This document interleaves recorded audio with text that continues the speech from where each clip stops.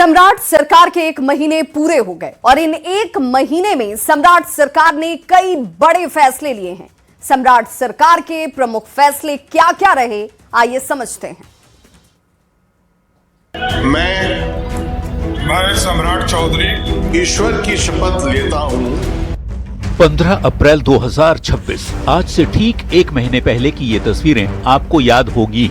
पहली बार बिहार में बीजेपी का मुख्यमंत्री बना और सम्राट चौधरी ने सीएम पद की शपथ ली। मैं सम्राट चौधरी ईश्वर की शपथ लेता हूँ। इसके बाद मंत्रिमंडल का विस्तार भी हुआ।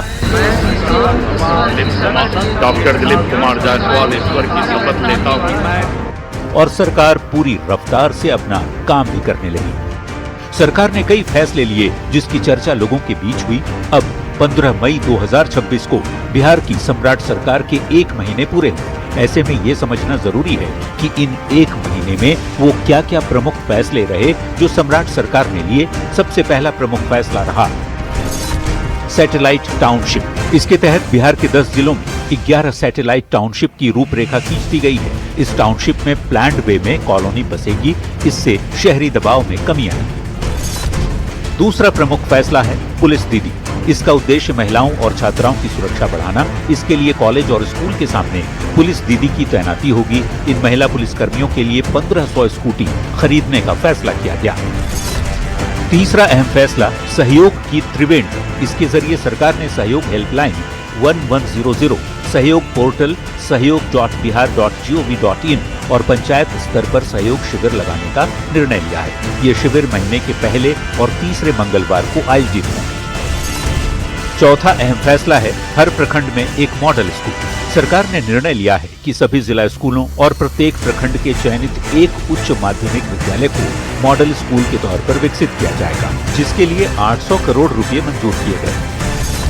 पांचवा अहम फैसला है निजी विद्यालयों की मनमानी पर नकेल। निजी स्कूलों को फीस की जानकारी को सार्वजनिक करना अनिवार्य होगा। मनमानी फी बढ़ोतरी और अनावश्यक शुल्क पर रोक लगाई जाएगी। छठा अहम फैसला है बिहारी संवेदकों को प्राथमिकता। अब से 50 करोड़ रुपए तक के कार्यों के ठेके बिहारियों को मिलेंगे। इससे राज्य के लोगों को काम के लिए अधिक मौके मिलेंगे। इसके लिए सरकार ने बिहार लोक निर्माण संहिता में संशोधन किया है। और सातवां अहम फैसला है ई निबंधन व्यवस्था लागू करना, जिसमें जमीन और संपत्ति के रजिस्ट्रेशन की प्रक्रिया को पूरी तरह पेपरलेस बनाने के साथ ही ई निबंधन सिस्टम को भी लागू किया गया है। इससे भ्रष्टाचार कम करने, पारदर्शिता लाने और समय बचाने में मदद मिलेगी। इसके साथ ही कई अहम फैसले भी लिए गए हैं। अपराध पर जीरो टॉलरेंस की नीति को आगे बढ़ाते हुए सरकार ने कड़ा संदेश देने की कोशिश की है। न्यूज 18 के लिए पटना से शैलेंद्र कुमार के साथ ब्यूरो रिपोर्ट।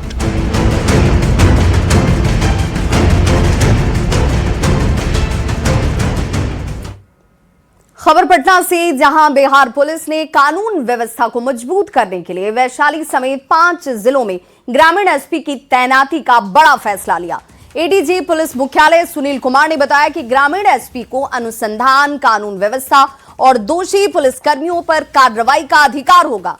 वहीं ADG law and order Sudhanshu Kumar ने कहा कि पिछले 4 महीनों में 70,624 अपराधियों को सजा दिलाई गई है। दूसरी तरफ ईओयू साइबर यूनिट के आईजी रंजीत मिश्रा ने खुलासा किया कि बिहार में 199 करोड़ की साइबर ठगी हुई, जिसमें कई बैंक कर्मियों की संलिप्तता की जांच जारी है। शासन में अगर निलंबन की आवश्यकता होगी, कोई ऐसे मामले होंगे तो निलंबन दर्ज करने का उनको अधिकार होगा। इसके अलावा पुलिस निरीक्षक, पुलिस अवर निरीक्षक और अन्य जो कनीय पदाधिकारी हैं उनके विभागीय कार्रवाई का वो आदेश दे सकते हैं। जनवरी 2026 से अप्रैल 2026 तक कांडों का त्वरित विचारण कराते हुए दोषसिद्ध अपराधकर्मी की संख्या मैं आपसे बताना चाहता हूं।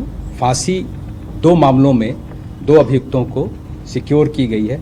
उसी तरीके से आजीवन कारावास 453 अभियुक्तों को, 10 वर्ष या 10 वर्ष से अधिक सजा 8,284 अभियुक्तों को दोष सिद्धि कराई गई है। जैसा कि आप सभी जानते हैं कि एक हमारा प्रोमिनेंट साइबर क्राइम के रिपोर्टिंग का एक माध्यम है पोर्टल के अतिरिक्त एक 1930 कॉल सेंटर है, जिसमें कि जिसके माध्यम से से ज़्यादा हमारे यहाँ केसेस आते हैं।